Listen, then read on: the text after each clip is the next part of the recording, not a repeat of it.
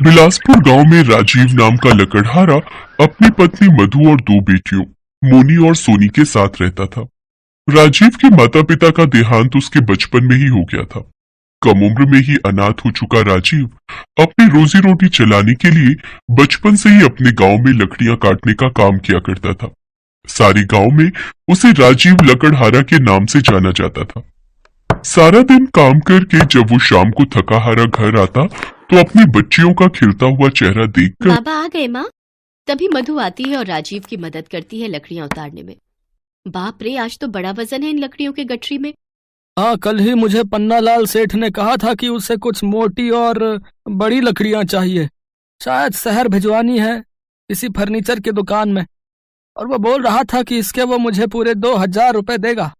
2,000? अरे वाह। तभी उसकी बड़ी बेटी उसके लिए पानी लेकर आती है। बाबा ये लो पानी, आप थक गए होंगे ना। मेरी लाडो अपने बाबा का कितना ध्यान रखती है। अच्छा मधु, अब तू जल्दी जाकर मेरे लिए कड़क चाय बना कर ले आ। आज सुबह से लगातार काम करके बहुत थकान हो गई है। और हाँ, 2 कप चढ़ा देना, सेठ जी भी आते ही होंगे। जी बस यूं गई और यूं आई। कुछ देर बाद सेठ जी उसके घर पहुंच जाते। अरे राजीव, ले आया क्या लकड़ियां जैसे मैंने कही थी? बिल्कुल आपके मतलब की लकड़ियां लाया हूँ। अरे वाह, ये तो बिल्कुल चोखा माल लग रहा है। पर ये लकड़ियों का गट्ठर तो बहुत भारी लग रहा है। तुमने इसे कैसे उठाया? सेठ जी, बचपन से यही करते आया हूँ, अब तो इसकी आदत हो गई है। हाँ हाँ, सही कहा। अच्छा, अब तुम इसे मेरे कारखाने तक भी पहुंचा देना, भले ही उसके 200 रुपए अलग से ले लेना। जैसा आपको ठीक लगे सेठ जी। वो दोनों बातें कर ही रहे होते हैं कि तभी मधु उनके लिए 2 कप चाय लेकर आती है। राजीव, मुझे शहर से बहुत बड़ा कॉन्ट्रैक्ट मिला है ये लकड़ियां सप्लाई करने का। अब तो मुझे ये लकड़ियां और चाहिए होंगी। ठीक है सेठ जी, मैं ला दूंगा। और हाँ, उसे सीधा मेरे कारखाने में ही ले आना। ठीक है सेठ जी। मधु बहू, चाय बहुत अच्छी थी। अरे राजीव, अब मेरा मुंह क्या देखता है? लकड़ियां उठा और चल मेरे साथ। जी जी, चलिए सेठ जी।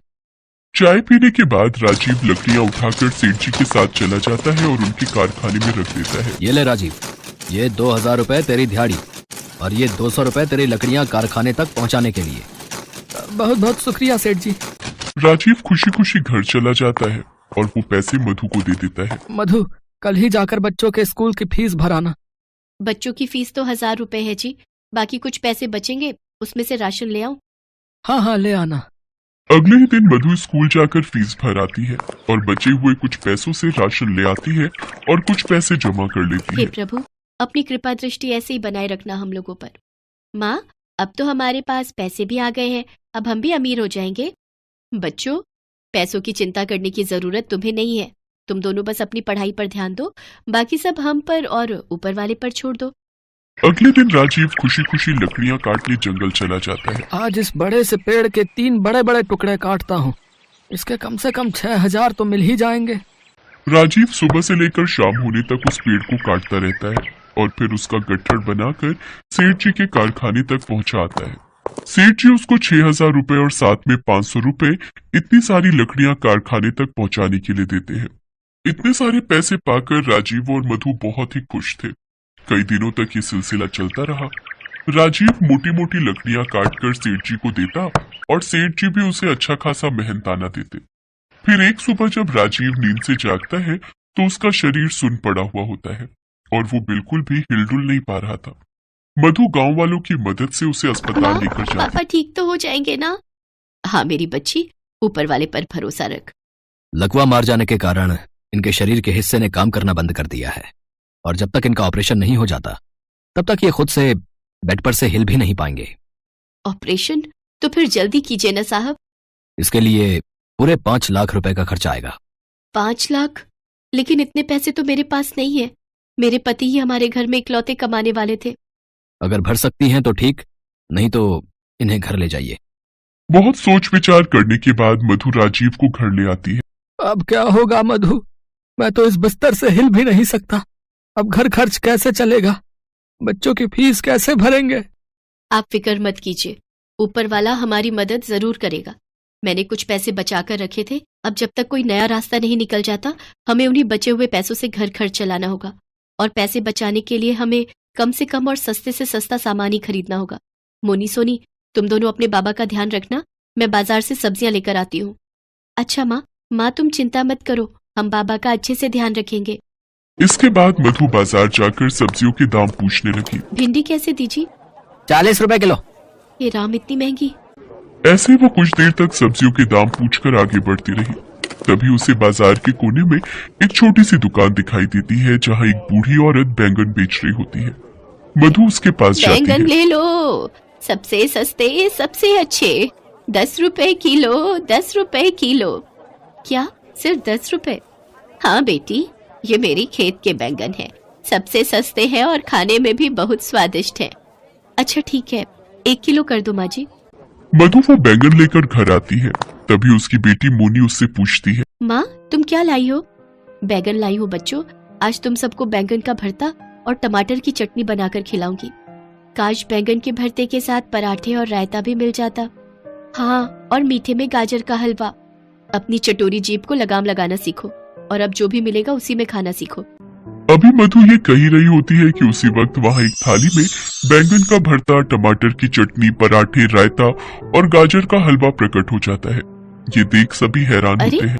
अचानक ये थाली कहाँ से आई? मेरी तो कुछ समझ में नहीं आ रहा। तुम 1 मिनट चुप रहो माँ। हे भगवान, काश मेरे पास एक सुंदर सी फ्रॉक आ जाए। उसके ये कहते ही वहाँ एक सुंदर सी फ्रॉक प्रकट हो जाती है। माँ, ये तो आप कोई जादुई बैंगन लाई हो। जब से ये हमारे घर में आए हैं तब से हमारी सारी मनोकामनाएं पूरी हो रही हैं।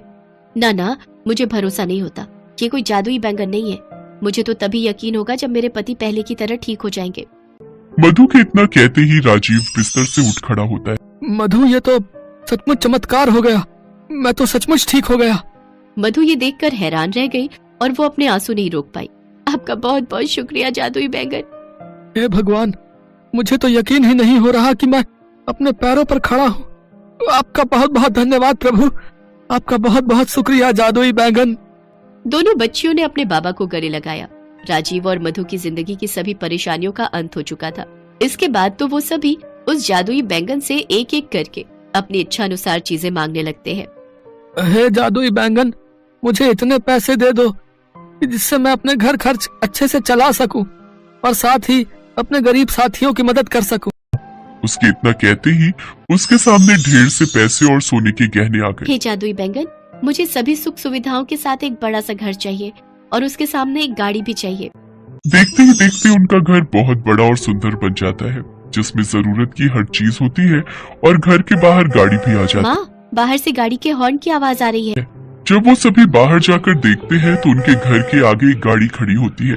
वो सब बहुत ही खुश होते हैं। इसके बाद वो अंदर जाते हैं तो मोनी उनसे, अब मेरी बारी। हे जादुई बैंगन, मुझे सुंदर सी गुड़िया और ढेर सारी चॉकलेट्स चाहिए। इसके बाद वो सब चीजें उनके सामने प्रकट हो जाती हैं। माँ, अब हम और क्या मांगे? बस बेटा, हमारे जरूरत की सारी चीजें हमें मिल चुकी हैं। ज्यादा लालच अच्छी बात नहीं होती। हाँ, अब इस बैंगन को अलमारी में रख देती हूँ। अब हम इसे सिर्फ गरीबों की मदद करने के लिए ही इस्तेमाल करेंगे। उस दिन के बाद से राजीव और मधु ने गरीबों की मदद करने के इरादे से ही उस बैंगन का इस्तेमाल किया। ये जादुई बैंगन राजीव और मधु के पास इसीलिए आया क्योंकि उनका मन एकदम साफ था और वो बिना किसी स्वार्थ के सबकी मदद करने के लिए तैयार रहते थे।